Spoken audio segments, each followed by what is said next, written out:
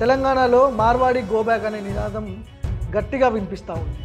అసలు ఈ పోరాటం కొనసాగుతుందా లేకపోతే దీని మధ్యలోనే ఆపేస్తారా? అసలు మార్వాడి గోబ్యాక్ అని ఎందుకు అనాల్సి వస్తుంది?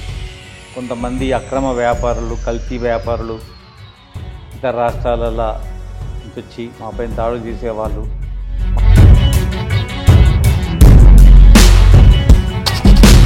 ఇప్పుడు నిన్న బండి సంజయ్ చేసిన కామెంట్స్ని ఎట్లా చూస్తారు? ఎందుకంటే కేంద్ర సహాయ మంత్రిగా ఉన్నాడు ఆయన, బీజేపీ పార్టీలో ఉన్నాడు ఎంపీగా. రోహింగ్యాలు చాలామంది తెలంగాణలో చొరబడ్డారు, వాళ్ళ గురించి మాట్లాడట్లే కానీ మార్వాడీల మీద ఎందుకు పడ్డారు అని చెప్పి మాట్లాడుతున్నారు. ఎట్లా చూడాలి? తెలంగాణ ప్రాంతంలో అక్రమ వ్యాపారం చేసే మార్వాడీలు బండి సంజయ్కి చందాలు ఇస్తారు. ఆయన పోటీ చేసినప్పుడు వాళ్ళకి ఏజెంట్ లాగా మాట్లాడుతుండ్రు. రాజా సింగ్, మాధవలత, బండి సంజయ్ లాంటి వాళ్ళు. అయితే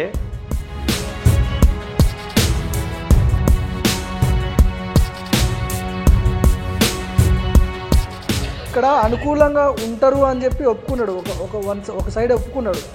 గుజరాతీలు భారతీయ జనతా పార్టీకి అనుకూలంగా ఉంటుర్రు అని చెప్పి వాళ్ళ మీద మీరు వ్యతిరేకంగా పోరాటం చేస్తున్నారు అని చెప్పి ఒకసారి ఒప్పుకున్నాడు. అధికారం కోసం వస్తలేరు, మాకు అధికారం కావాలని వాళ్ళు అంటలేరు. వాళ్ళ మాకు తెలంగాణ సంపద దోచుకోవడం కోసం వస్తలేరు. వాళ్ళ వ్యాపారం చేసుకుంటున్నారు. దానివల్ల తెలంగాణ జీడిపి పెరిగింది. వాళ్ళ ఆయననే కేంద్ర హోంమంత్రి కదా, ఆయన మాట్లాడి అమిత్ షాతో మాట్లాడి రోహింగ్యాల్ని మొత్తం ఎతికి బయటకు పంపిమను. ఇదేంది చేతగాని మన ఉద్యమం చేస్తున్నాడు. పార్టీయే మొత్తం పెంచి పోషిస్తున్నదంట. అసలు ఏ పార్టీ ఇప్పటివరకు కాంగ్రెస్ మాట్లాడలేదు, కమ్యూనిస్టులకు సంబంధమే లేదు. ఇప్పుడు ఈటల రాజేందర్ ఎందుకు సైలెంట్గా ఉన్నాడు? దీని మీద ఒక స్టేట్మెంట్ లేదు ఈటల రాజేందర్ గురించి. ఎందుకు మాట్లాడుతున్నా అంటే ఆయన కూడా గతంలో లెఫ్టిస్టే, మరి లెఫ్టిస్ట్ అందరూ రెచ్చగొడుతున్నారు అని చెప్పి మాట్లాడుతున్నారు. ఇప్పుడు ఈటల రాజేందర్ మాట్లాడితే నిజం మాట్లాడాలా? బీసీ కులవృత్తులు మొత్తం కూడా అన్యాయమైపోయినాయి ఈ రాజస్థాన్, గుజరాత్ వాళ్ళు వచ్చినని. సో ఆయన మాట్లాడలేడు, ఎందుకంటే ఆయన బీజేపీలో ఉన్నాడు కాబట్టి. ఓకే, వీళ్ళు ఏంటంటే తెలంగాణలో మార్వాడి గోబ్యాక్ అనే నినాదం గట్టిగా వినిపిస్తూ ఉంది. అసలు ఈ పోరాటం కొనసాగుతుందా లేకపోతే దీని మధ్యలోనే ఆపేస్తారా? అసలు మార్వాడి గోబ్యాక్ అని ఎందుకు అనాల్సి వస్తుంది? ఈ 10 రోజులుగా ఈ స్లోగను తెలంగాణ ప్రజలు అందుకున్నారు. ఇది ఇప్పుడే ప్రారంభమైనది. కొంతమంది అక్రమ వ్యాపారులు, కల్తీ వ్యాపారులు ఇతర రాష్ట్రాలలో వచ్చి మాపై దాడులు చేసేవాళ్ళు, మా వ్యాపారాలని, మా కులవృత్తులు మొత్తం కూడా నాశనం చేసేవాళ్ళు పోయేంత వరకు ఈ ఉద్యమం కొనసాగుతుంది. ఓకే, ఇది ఆగేది కాదు. ఇప్పుడు నిన్న బండి సంజయ్ చేసిన కామెంట్స్ని ఎట్లా చూస్తారు? ఎందుకంటే కేంద్ర సహాయ మంత్రిగా ఉన్నాడు ఆయన, బీజేపీ పార్టీలో ఉన్నాడు ఎంపీగా. రోహింగ్యాలు చాలామంది తెలంగాణలో చొరబడ్డారు, వాళ్ళ గురించి మాట్లాడట్లే కానీ మార్వాడీల మీద ఎందుకు పడ్డారు అని చెప్పి మాట్లాడుతున్నారు. ఎట్లా చూడాలి? ఈ తెలంగాణ ప్రాంతంలో అక్రమ వ్యాపారం చేసే మార్వాడీలు బండి సంజయ్కి చందాలు ఇస్తారు. ఆయన పోటీ చేసినప్పుడు వాళ్ళకి ఏజెంట్ లాగా మాట్లాడుతుండ్రు. రాజా సింగ్, మాధవలత, బండి సంజయ్ లాంటి వాళ్ళు. అయితే మేము ఒకటి మాట్లాడితే ఆయన ఒకటి మాట్లాడుతుండ్రు. మేము తెలంగాణ భూమిపుత్రులం, తెలంగాణ ప్రజల బాగు కోరుకునే వాళ్ళం, తెలంగాణలో ఉన్నటువంటి వృత్తి కులాలందరూ కూడా బతకాలని కోరుకునే వాళ్ళం. ఆయన ఏంటంటే నేను ఎంపీగా ఉండాలి, ఆ మరోళ్ళు సందాలు ఇవ్వాలి, ఇది ఆయనది ఒకటి. 2, మేము ఒకటి మాట్లాడితే ఆయన కూడా మాట్లాడుతున్నాం. మేము మాట్లాడింది ఎవరు? తెలంగాణ ఉద్యమకారులమైనటువంటి మేము తెచ్చుకున్న తెలంగాణని, తెలంగాణ ప్రజలకు అభివృద్ధి ఫలాలు అందాలి, ఇక్కడ బతికే గాలి నీళ్ళు అన్నీ మాకు చెందాలని మేము మాట్లాడుతుంది. ఆయన ఏం మాట్లాడుతుండు? దీని వెనకాల కమ్యూనిస్టులు ఉన్నారు అంటాడు. ఇది కరెక్టేనా? కాంగ్రెస్ పార్టీ ఉంది, కమ్యూనిస్ట్ ఉంది, బీఆర్ఎస్ ఉంది. అసలు వాళ్ళు మాట్లాడితే వీళ్ళు ఎక్కడ ఉంటారు? బండి సంజయ్ ఎక్కడ ఉంటాడు, ఈయన ఎక్కడ ఉంటాడు? రెండోది, రోహింగ్యాలు ఈ దేశంలో వస్తురు, వాళ్ళ మీద మాట్లాడతలేదంటే నీకు అసలు సిగ్గుశరం ఉంటే నువ్వు కేంద్ర పోలీసు సహాయ మంత్రి, నువ్వు కేంద్ర హోమ్ మినిస్టర్ సహాయ మంత్రినా? ఆ సహాయ మంత్రి చేయాల్సిన పని 1996 నుంచి 2004 వరకు బీజేపీ పార్టీ ఉంది, మళ్ళీ 2004 నుంచి 2014 వరకు కాంగ్రెస్ పార్టీ ఉంది, మళ్ళీ 2014 నుంచి ఇప్పటి వరకు బీజేపీ పార్టీ ఉంది. ఇదే కాలంలో మీరు ఉన్నారు, నువ్వు ఉన్నావు మంత్రిగా. మరి ఎందుకు నువ్వు రోహింగ్యాలను ఆపలేకపోయినా? నువ్వు చేత కదా నీకు? నువ్వే హోమ్ మినిస్టర్ కదా, సెంట్రల్ హోమ్ మినిస్టర్, మీ ప్రధానమంత్రి. మీకు చేతగాక రోహింగ్యాలని ఆపలేకపోయినారు. రోహింగ్యాలు ఏమన్నా మా చుట్టాలా, మేనమామ అవుతారా? మాకేమన్నా, మాకేం సంబంధం వాళ్ళతోటి? నువ్వు వాళ్ళని గో బ్యాక్ అంటే మేమెందుకు కాదంటాం? రోహింగ్యాలు నెలగొట్టు, నీకు దమ్ముంటే, నీ చేతనైతే. లేకపోతే హోమ్ మినిస్టర్ పదవికి రాజీనామా చేసి ఆడ కరీంనగర్ పోయి తంబాకు అమ్ముకో. కానీ మేము ఒకటి మాట్లాడితే నువ్వు ఒకటి మాట్లాడుతున్నావు. నీకు అసలు చదువుకున్నావా లేదా అర్థం కావట్లేదు. మేము ఏమంటున్నాము, ఇక్కడ ఉన్నటువంటి మొత్తం ఆ వృత్తి కులాలు, చేతి వృత్తులు మొత్తం కూడా పోయినాయి మీ వల్ల. విశ్వకర్మలు సెప్టెంబర్ 5 నుంచి 10 వరకు బంద్ పిలిపించిండ్రు. విశ్వకర్మలు అంటే బంగారం పనిచేసేవాళ్ళు, వడ్ల పనిచేసేవాళ్ళు, కంసాలు చేసి పనిచేసేవాళ్ళు, వాళ్ళు పిలిపించారు. ఎందుకంటే దీపావళి పండగకు వాడే ప్రమిదలు, మట్టితో వాడుకునే ప్రమిదలు ఇవాళ గుజరాత్, రాజస్థాన్ నుంచి ప్లాస్టిక్లలో వస్తున్నాయి. అక్కడ వాళ్ళు విశ్వకర్మలు, కుమ్మరి కులసులు మొత్తం పోయినాడ. కుల వృత్తుల గురించి కూడా మాట్లాడిండు. కటికొల్లే మటన్ కొట్టాలి, ఈరోజు రేపట్లో మైనార్టీలు కూడా మటన్ కొడుతున్నారు, ఎవరి వృత్తి వాళ్ళకు ఉందా, వాళ్ళే దోచుకుంటున్నారు అని చెప్పి అంటున్నాడు కదా. ఆయన ఏ ఉద్యమం చేసినా మేమేం కాదనట్లే. ఒకవేళ ఎవరికి దక్కాలో వాళ్ళకి దక్కాల్సిందే. దీని మీద ఎందుకు మాట్లాడతలేడు? ఆయన ఈ టాపిక్ని డివైడ్ చేసే పక్క తప్పిస్తున్నాడు కదా. మేమేమన్నా కాదన్నావా దాన్ని? అందరికీ దక్కాలంటున్నాం, ఎవరి వారు చేయాలంటున్నాం. మరి అట్లా అన్నప్పుడు వికారాబాదులో ముస్లిం వచ్చి మంగళ షాప్ పెడుతున్నప్పుడు వద్దన్నారు కదా, హైకోర్టు వద్దంది కదా. మరి తిరుపతిలో అయ్యగారిని వద్దంటావా? వద్దా? ఎవరైనా చేసుకోవచ్చా? మరి అది చెప్తామా? సాధ్యమవుతుందా? కోర్టు అటు ఇచ్చింది తీర్పు. మరి ఎవరైనా చేసుకోవట్లున్నప్పుడు మరి అది కూడా మంగళి వాళ్ళకు మనం తిరుపతిలో నాయ బ్రాహ్మణులే కదా, బ్రాహ్మణ పని అప్పచెప్తాం, అర్చకత్వం. దాన్ని ఒప్పుకుంటారా? అందుకోసం మేమేమంటున్నాం అంటే మా డిమాండ్ వేరు. మేం ప్యూర్ తెలంగాణ వాళ్ళు బతకాలి, అది మా ఫస్ట్ నినాదము. ఓకే, రాజ్యాంగంలో రాసింది 75% స్థానికులకి ఇవ్వాలని. ఇప్పుడు తెలంగాణకు సంబంధించిన వాళ్ళు మాత్రమే బ్రతకాలంటారు. మేము మాకు బతుకులేనప్పుడు, మేము బతకనప్పుడు వాడు వచ్చి ఇక్కడ బతుకుతుంటే మేము ఎట్లా ఊకుంటాం? సెక్యులర్ దేశం అంటారు. అవును, సెక్యులర్ దేశమే. మరి అందరికీ సెక్యులర్ దేశమే. నువ్వు వచ్చి మా వ్యాపారాలు మాకు సంబంధించి చేసుకుంటా, మమ్మల్ని బతకనీయకుండా నువ్వు బతుకుతే మేము ఎట్లా ఊకుంటాం? మావాడు ఏం కావాలి? ఇక్కడ స్థానికులకే 75% మేము రాజ్యాంగమే రాసింది, దాని ప్రకారం మేము అడుగుతున్నాం. నేను మళ్ళీ చెప్తున్నా, ఆయన వచ్చి ఇక్కడ బతుకుతున్నాడు కదా, ఒక్క మార్వాడి షాప్లా ఒక్క ఊసే ఉద్యోగమైనా, అటెండర్ ఉద్యోగమైనా, లేకపోతే అలా పని మనిషి చేతి కింద ఉండే 10 మనిషి ఉద్యోగమైనా మాకు ఇతరాలు తెలంగాణ వాళ్ళకి ఇయ్యరా? అసలు ఎవరికి ఇయ్యరు. వాళ్ళే ఉంటారు, మొత్తం వాళ్ళే తినాలా. కిందనో షాపు, పైననో ఇల్లు. ఉదయం 6 గంటలకు లేచి రాత్రి 9 గంటలకు పని చేస్తాడు. డబ్బంతా మూట కట్టుకొని గుజరాత్ పోతాడు. బంగారం షాపు అంటాడు, వడ్డీకి నడుపుతాడు. 4-5 కోట్లు కాగానే మొత్తం చదువుకొని పోతాడు. మొన్న భువనగిరిలో ఏం జరిగింది? 4 కోట్లు జమ కాగానే మొత్తం బంగారం తీసుకొని రాజస్థాన్ పడడానికి పోతారు. వాళ్ళకి ఆధార్ కార్డు ఉండదు, రేషన్ కార్డు ఉండదు. ఎందుకు చెప్పనా? ఎనీ టైం ఇక్కడికి వెళ్ళిపోవడానికి. ఓకే, వీళ్ళు ఆన్లైన్ ట్రాన్సాక్షన్స్ ఎందుకు చేయరు? ఓన్లీ క్యాషే తీసుకుంటారు, లిక్విడ్ క్యాషే తీసుకుంటారు. ఎందుకు తీసుకుంటారు? ఎందుకంటే వాళ్ళ దగ్గర ఎవిడెన్స్ ఉంటుంది కాబట్టి. నీకు ఇన్ని పైసలు, ట్యాక్స్లు, జిఎస్టీ అవన్నీ ఏం లేకుండా చేయడానికి జిఎస్టీ ఎగ్గొడతారు, ఎస్ఎస్టీ ఎగ్గొడతారు. అసలు రసీదే ఉండదు వాళ్ళకి. వాళ్ళకు ఆన్లైన్ డిజిటల్ బిజినెస్ మీద నమ్మకం ఉండదు, క్యాషే ఇవ్వాలి వాళ్ళకు. ఓకే, నేను సంజయ్ మాట్లాడుతూ వీళ్ళ బిజినెస్ల వల్ల తెలంగాణకు జీడిపి పెరుగుతుందో ఏదో మాట్లాడిండు. ఒకసారి విందాం అది సంజయ్ చేసిన.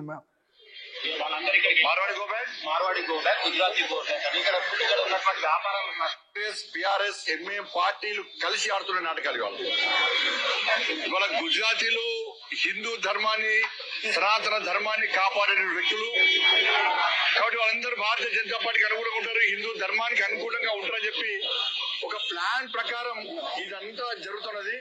ఇలా గుజరాత్లో ఇక్కడ అనుకూలంగా ఉంటారు అని చెప్పి ఒప్పుకున్నాడు. ఒక సైడ్ ఒప్పుకున్నాడు, గుజరాతీలు భారతీయ జనతా పార్టీకి అనుకూలంగా ఉంటుర్రు అని చెప్పి, వాళ్ళ మీద మీరు వ్యతిరేకంగా పోరాటం చేస్తున్నారని చెప్పి ఒకసారి ఒప్పుకున్నాడు. సంపద దోసుకొని రాలే, అధికారం కోసం వీళ్ళు వస్తలేరు. మాకు అధికారం కావాలని వాళ్ళు అంటలేరు. వాళ్ళ మాకు తెలంగాణ సంపద దోసుకోవడం కోసం వస్తలేరు. వాళ్ళు ఇవాళ వ్యాపారం చేసుకుంటున్నారు. దానివల్ల తెలంగాణ జీడిపి పెరిగింది. వాళ్ళ తెలంగాణ జీడిపి పెరిగిందని మాట్లాడుతున్నారు. సరే, ఆ లెక్కలు చూసి చెప్దాం మనం. జీడిపి పెరిగిందా? వాళ్ళ వల్ల గుజరాత్ జీడిపి, రాజస్థాన్ జీడిపి పెరిగిందా చూద్దాం. దేనికోసం వెళ్ళదంటారు ఇవాళ? ఈ దేశంలో ఏ ప్రాంతంలోనైనా ఎవరైనా నివసించే హక్కు ఉన్నది. తెలంగాణకు సంబంధించి చాలా మంది ఇతర రాష్ట్రాల్లో ఉంటున్నారు. వాళ్ళంటురా మరి తెలంగాణ ప్రజలు దీన్ని క్షమించరు. ఇలా వాళ్ళ సిగ్గుండ కొంచెం అక్కలుంటే వాళ్ళు అనేక మంది రోహింగ్యాలు వచ్చి ఈ హైదరాబాద్ లో ఉంటున్నారు. వాళ్ళ గురించి మాట్లాడమని చెప్పండి. వాని వల్ల తెలంగాణ, ముఖ్యంగా హైదరాబాద్ పాత బస్తీ అనేది హైదరాబాద్ అనేది ఐఎస్ఐ అడ్డగా మారింది. అనేక బాంబులు జరిగినాయి, అనేక నివేదికలు వస్తున్నాయి. ఇవాళ ఇతర దేశాల నుంచి రోహింగ్యాలు వచ్చి కన్నారు. ఇవాళ టీఆర్ఎస్ పార్టీ సెంటర్ ఇచ్చింది, కాంగ్రెస్ పార్టీ పెంచి పోషిస్తున్నది. వాళ్ళ వల్ల థ్రెట్ ఉన్నది. ఎప్పటికైనా ఇబ్బందులు రావచ్చు ఇవాళ తెలంగాణ రాష్ట్రానికి. వాళ్ళ గురించి మాట్లాడమని చెప్పండి. ఇవాళ బీసీలైనా హిందువులైనా బీసీల యొక్క కొట్ట కొట్టే వ్యక్తులు వీళ్ళందరూ కూడా, మైనార్టీ రాజులు కూడా. నేనంటుంది ఇవాళ మటన్ ఎవరు కొట్టాలి? ఇవాళ మార్వాడీలు ఎవరు ప్రభుత్వం దెబ్బతిస్తలేరు, మార్వాడీలు ఎవరిని దోచుకుంటలేరు, వాళ్ళు దాచుకుంటలేరు. వాళ్ళు వాళ్ళ వ్యాపారాలు చేసుకుంటున్నారు. ఇవాళ హిందువులైనటువంటి ఇలా మటన్ ఎవరు కొట్టాలని మీరు ఎప్పుడు మటన్ ఎవరు కొట్టాలి? కట్కోలు మటన్ కొట్టాలి. హిందువులైన కట్కోలు మటన్ కొట్టాలంటే ఇది Naeem mutton shop, Naeem mutton shop. కట్కోలో పుట్టగొట్టలేదు ఎవరు చెప్పండి? ఇవాళ కులవతులు పుట్టగొట్టలేదు ఎవరు చెప్పండి? ఇవాళ డ్రై క్లీన్ షాప్ ఎవరు పెట్టాలి? రజకులు డ్రై క్లీన్ షాప్ పెట్టాలి.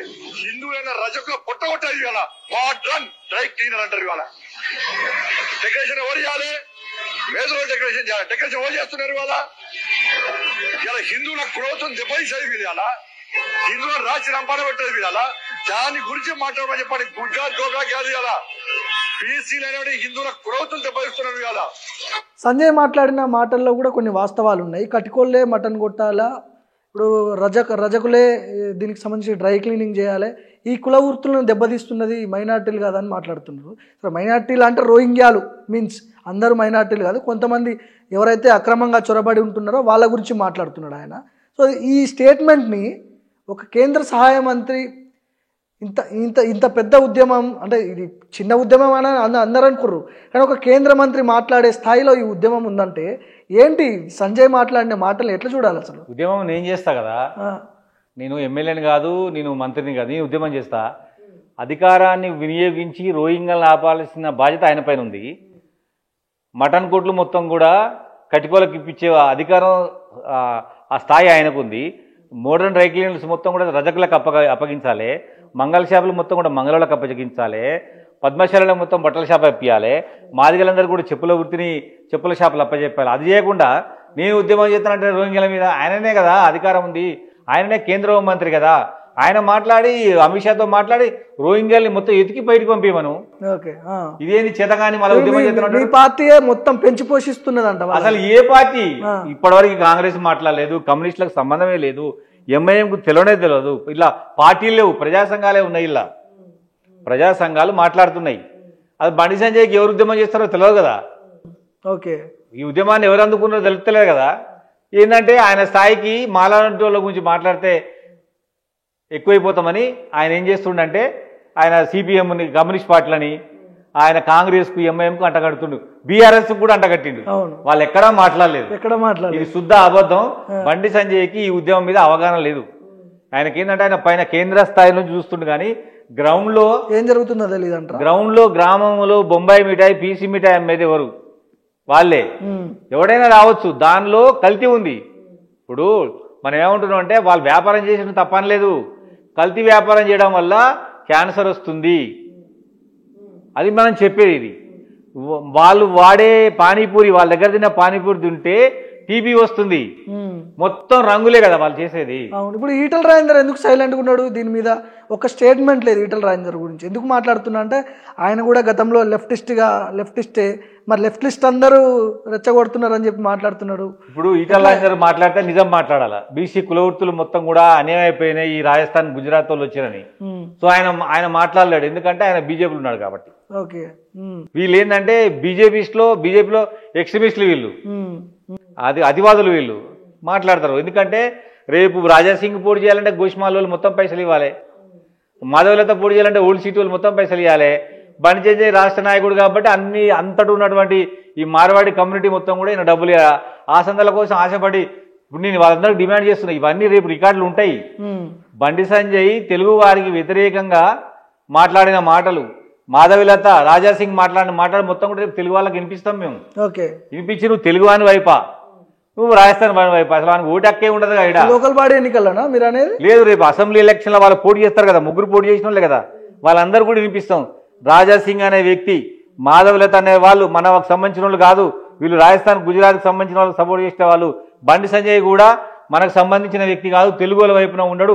కరీంనగర్ జిల్లాలో మొత్తం మారడలే ఉండరు, అన్ని ప్రాంతాలలో వాళ్ళే ఉన్నాయి షాపులు. రేపు కరీంనగర్ పోయి బండి సంజయ్ మీద ప్రెస్ మీట్ పెట్టి కరీంనగర్లో మొత్తం చెప్పొస్తాం ఈ మార్వాడీల షాపులు తెలంగాణలో ఎక్కువ కావాలంట, తెలంగాణ సమాజం మొత్తం కూడా కుల వృత్తులు మొత్తం నాశనం కావాలి, మార్వాడీలు బతికితే బండి సంజయ్కు సందాలు ఇస్తారు. దీనికోసమే బండి సంజయ్ వాళ్ళ పక్షాన్ని నిలబడ్డాడు. ఓకే, ఇప్పుడు ఏంటి ఇది రాజకీయ రంగు పులుముకున్నట్టు కనిపిస్తా ఉంది మార్వాడి గోబ్యాక్ అనే మేము అనేది ఒక రాజకీయ రచ్చ అయ్యే అవకాశాలు ఉన్నాయి. మేము మార్వాడీల మీద, గుజరాత్ మీద, రాజస్థాన్ మీద, యూపీ మీద, బీహార్ వాళ్ళ మీద మాట్లాడుతున్నాం. బండి సంజయ్ ఎందుకు భుజాలు తడుముకుంటాడు? ఓకే, వాళ్ళనంటే నీకెందుకు కోపం వస్తుంది? మేము తెలంగాణ వాళ్ళ పక్షం, నువ్వు ఎవరి పక్షం చెప్పు. ఇప్పుడు ఆయన చెప్తున్నాడు కదా బీజేపీకి మార్వాడీలు కొంత పాజిటివ్ గా మద్దతుగా ఉంటారు కాబట్టి వాళ్ళనే టార్గెట్ చేస్తున్నారు అని చెప్పి అంటున్నాడు. చెప్తున్నాడు కదా మేము బీజేపీకి వాళ్ళ మద్దతున్నాను మేము మాట్లాడతలేము. ఆంధ్ర వాళ్ళు ఏ పార్టీకి మద్దతున్నా మేము మాట్లాడలేదు. మాకు పార్టీలతో సంబంధం లేదు. ఖచ్చితంగా మేము ఈ ప్రాంతీయవాదులము. మా తెలంగాణ వాళ్ళు బతికినాకనే ఇంకోళ్ళు బతకాలే. నువ్వు రాకపోతే ఆ వృత్తి మేము చేసుకుంటాం కదా. ఓకే, నువ్వు రాకపోతే ఆ వృత్తి మేము చేసుకుంటాం. ఇప్పుడు మంగళ షాపులకు ఇతర రాష్ట్రాల్లో వస్తుండ్రు, నువ్వు రాకపోతే మేమే చేసుకుంటాం కదా. డ్రై క్లీనింగ్ వేరే రాష్ట్రం కూడా వస్తుండ్రు, మేమే చేసుకుంటాం కదా. అవును, పద్మశాలిలో బట్టలు చేసుకునేటోళ్ళు వాళ్ళ అవి కూడా మా పద్మశాలలు చేసుకుంటారు కదా. మరి తెలంగాణ కోమట్లు వచ్చి నువ్వు చిల్లర దుకాణం పెట్టడం వల్ల మా మాటలు పెట్టడం వల్ల మా ఊరు మొత్తం ఆగమైపోయారు కదా. మరి పుల్లారెడ్డి, సుదర్శన్ రెడ్డి, రామిరెడ్డి. ఒక్క నిమిషం, మాధవిలత గారు లైన్ లో ఉన్నారు. మేడం నమస్తే. మేడం లేదు, బయట ఉన్నారు, చెప్పండి. మేడంకి ఒక్కసారి అదే లైవ్ కాల్లోకి వస్తా అన్నారు. ఓకే సార్, సరే. అయితే మాధవిలత కూడా దీని మీద ఫైట్ చేస్తున్నది, ఆమె కూడా మాట్లాడుతున్నది. ఎట్లా అంటారు మీరు మార్వాడి గోబ్యాక్ అని చెప్పి తెలంగాణ శామనెట్టోడు ఆయన మీద కూడా టార్గెట్ చేస్తూ మాట్లాడింది. ఏంటి ఏం చెప్తారు? మాధవలత గారికి ఒక స్టాండ్ ఉంది. అసలు ఈ తెలంగాణ సమాజం గురించి అవగాహన ఉందా? భూతద్దంలో ఎందుకు పెట్టి చూస్తున్నారు? మన మన మన మన రాష్ట్రంలో జరిగిన ఉద్యమాలు ఐడియా ఉన్నాయి. భూతద్దం కదండి. ఇప్పుడు ఉద్యమము ఒక చిన్న సంఘటనతో మలుపు తిప్పుతారు, ఒక మలుపు తిరుగుద్ది. అది అట్లనే జరిగింది. మేము ఇన్ని రోజులు చాలా సైలెంట్గా ఉన్నాం, ఎవరు బతకనే అనుకున్నాం. అయ్యో మా సమాజం అంతా ఆగమైపోతుంది అనుకున్నాం. మా పైన దాడి చేసిండ్రు, ప్రజలందరూ తిరగబడుతుండ్రు. ఆ దాడి చేస్తే సైలెంట్గా ఉంటే వాళ్ళు వ్యాపారం చేసుకుంటారా? ఓకే, మరి మేమెందుకు ఊకుంటాం? మాకు సైలెంట్గా ఉన్న మమ్మల్ని రెచ్చగొట్టి వాళ్ళ మీద వాళ్ళు తన్నించుకుంటారు. ఇప్పుడు పానీపూరి గోబ్యాక్, పాన్ పరాగ్ గోబ్యాక్ అంటారు. అవి లేకుండా తెలంగాణలో సర్వైవ్ అయ్యే అవకాశాలు ఉన్నాయంటారా? ఇప్పుడు నేనేమంటున్నా వినండి, కల్చర్ గోబ్యాక్ అంటున్నారా, వ్యక్తులని గోబ్యాక్ అంటున్నారా? ఉత్తులనే భార్గవ్ గారు, మేము చెప్పేది ఏంటంటే 1969లో సంగమిరెడ్డి సత్యనారాయణ గారు, యాదవ్ గారు ఇడ్లీ సాంబార్ గోబ్యాక్ ఉద్యమానికి అధ్యక్షుడు ఆయన. కానీ ఇడ్లీ సాంబార్ ఆంధ్రని తెలంగాణ చెల్లిపోలే కదా, ఒక సింబాలిక్ అది. ఆంధ్ర వాళ్ళు తింటారు అని. పాన్ పరాగు పానీపూరి వాళ్ళ నుంచి వచ్చిందని అర్థం తప్ప ఇక్కడి నుంచి ఎలగొడతాం అనట్లే మేము. పాన్ పరాగు ఎవరు తింటారు? వాళ్ళు తింటారు. బయట పానీపూరి ఎవరిది? వాళ్ళు తెచ్చిండ్రు. వాటిని అవి గోబ్యాక్ అంటే ఇండైరెక్ట్ గా వాళ్ళకి పొమ్మనే అర్థం. అది నినాదం, ఉద్యమ సంస్థ పేరు కాదు. మా నినాదం ఏంటంటే panipuri go back, Pan Parag go back. Marwari go back అంటే కులం కాదు, అది వ్యాపారస్తుడు, ఉత్తర భారతదేశం నుంచి వచ్చిన వ్యాపారస్తుడు గోబ్యాక్ అంటున్నాం మేము. ఇప్పుడు వాళ్ళని ఎలా వాళ్ళు బయటికి పోతే కదా వాళ్ళ కల్చర్ బయటికి పోవడానికి, వాళ్ళు ఇక్కడ ఉండి కల్చర్ గోబ్యాక్ అంటే ఎట్లా సాధ్యమవుతుంది? అది ఇప్పుడు నేనేమంటున్నానంటే మనకు ఇక్కడికి వచ్చిర్రు కదా, తెలుగు నేర్చుకున్నారా? తెలుగు నేర్చుకోలేదు.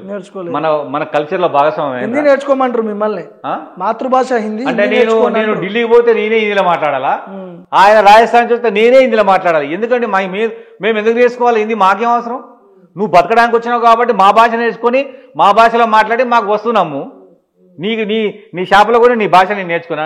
ఎవరికి అవసరం ఉంటుంది? నీ మోడీని హిందీ నేర్చుకోమను, తెలుగు నేర్చుకోమను. మోడీని నేర్చుకుంటాడా? నేను అనేది అది కాదు. ఇప్పుడు ఈ సమాజంకి వచ్చి మా గాలి పీల్చి మా సబ్సిడీ తిని మా డబ్బులతో బతికి మా కల్చర్ని నువ్వు అవహేళన చేస్తే ఎట్లా చెప్పు? మేము కోలటం ఆడితే నువ్వు దాండి ఆడతావు, మేము దసరా చేస్తే నువ్వు దీపాలు చేస్తావు. అసలు రంగుల పండుగ మనకు ఉందా? మాకు రంగుల పండుగ తెలియదు. రంగుల పండుగ మంది కాదు, దాండియా మంది కాదు. ఇప్పుడు దాండియా ఆడుతారు అందరూ. నువ్వు ఎందుకు నేర్చుకోలేమాయి? నువ్వు ఎప్పుడు మా కల్చర్లో భాగమైనావు? మన పిల్లలకు పోతారా? రారు. వాళ్ళ పిల్లలకు మనం రాణిస్తారా? రానివ్వరు. దేంట్లో నువ్వు మాతో కలిసినావు చెప్పు. అదే కోమట్లు ఉండరనుకో, మన అన్ని విభాగాల్లో ఉంటారు. అదే పద్మశాలీలు మంగళి వాళ్ళు మొత్తం కూడా మన మన మన సమాజంలో మనతో పుట్టి పెరిగిన వాళ్ళు కాబట్టి మన అన్నింటిలో వాళ్ళు కలిసి ఉంటారు. ఓకే, అన్ని దాంట్లో వాళ్ళు షేర్ అవుతారు. నువ్వు ఎవరు అసలు, నువ్వు మాతో సంబంధం ఏంది? కేవలం డబ్బు కోసం, డబ్బు కోసం, డబ్బు కూడగట్టాలి, జంపు కావాలి, ఇదే పని.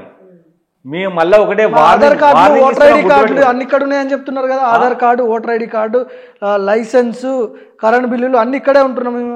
ఓన్లీ హైదరాబాద్కి మిగతా ఊర్లలో ఉండమనం లేవు. అక్కడ ఓన్లీ దుకాణమే ఉంటుంది. ఎనీ టైం పారిపోవడానికి దుకాణం మాత్రమే ఉంటుంది. ఓకే, తప్ప హైదరాబాద్లో ఓటు తప్ప ఇంకెక్కడ ఉండదు. మండలానికి 10-20 మంది ఉంటారు. వాళ్ళ హెడ్ క్వార్టర్స్ మొత్తం హైదరాబాదే.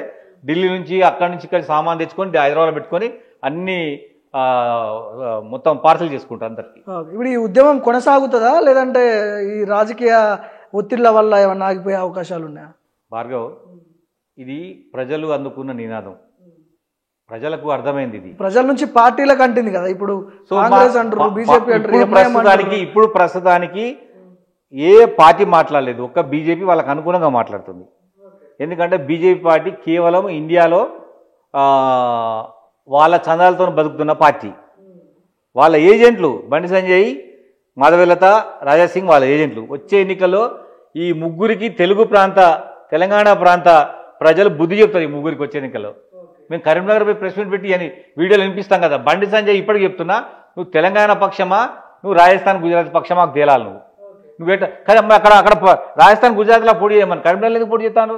కరీంనగర్లో ఉన్నటువంటి మన పులవర్తులు మొత్తం కూడా డ్యామేజ్ చేసి ఆ రాష్ట్ర సంఘాలకు నువ్వెందుకు సపోర్ట్ చేస్తున్నావు? రోహింగ్యాలు మేమని వద్దనమా? ఆపు, చేతనైతే ఆపలేదు, రాజధాని తీసి ఇంట్లో పండుకో. టోటల్ ఈ ఎపిసోడ్ మొత్తంలో మీరు చేసే ఉద్యమం ఏంది పిడమర్తి రవి గారు? దీని మీద ఏం చేయబోతున్నారు? మీ కార్యాచరణ ఏంటి? ఎందుకంటే శ్యామ్ మాట్లాడుతున్నారు, మీరు మాట్లాడుతున్నారు, ఏం చేయబోతున్నారు అసలు దీని గురించి, దీనికి సంబంధించి? నేను చాలా పకడ్బందీగా ఈ ఉద్యమం చేయాలని డిసైడ్ అయినా. ఇది యూట్యూబ్ ఉద్యమం కాదు, ఇది ప్రజా ఉద్యమంగా మార్చుతాం దీన్ని.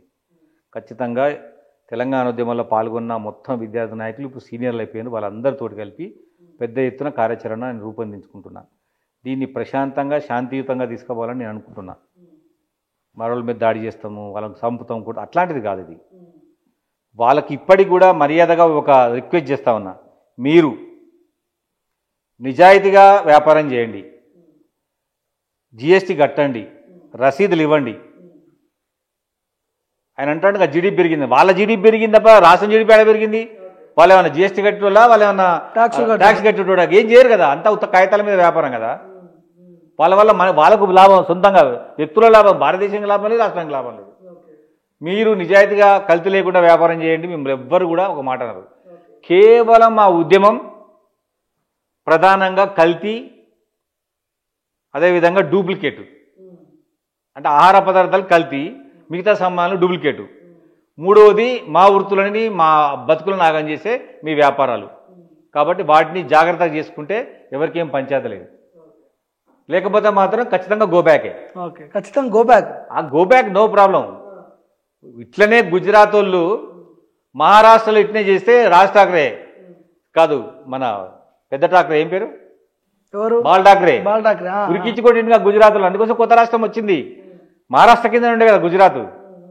వీళ్ళు అదే పని చేస్తే అక్కడి నుంచి ఎలగొట్టిండు, పోయి గుజరాత్ ఏర్పడ్డది. కాబట్టి నేనేమంటున్నానంటే ఇట్లాంటి వ్యాపారాలు నడవవు. మరో బాల్ ఠాక్రే పుడతాడు. ఖచ్చితంగా తెలంగాణ రాష్ట్రంలో మా ప్రజలకే ఇవన్నీ అందేటట్టుగా చేసే బాధ్యత ఈ ప్రాంతంలో పుట్టిన మా పైన ఉంది. నేను స్టూడెంట్గా ఉన్నప్పుడే తెలంగాణ రాష్ట్రం తెచ్చిన దాంట్లో కీలక పాత్ర పోషించిన. నా క్యాస్ట్ కోసం ఉద్యమం చేసిన, మళ్ళీ తెలంగాణ ప్రజల కోసం మరొకసారి ఉద్యమం చేసే అవకాశం వచ్చింది. అది మీరే దాడి చేసి కల్పించారు మాకు. రైట్ అన్న, థ్యాంక్ యూ, నమస్తే అన్న.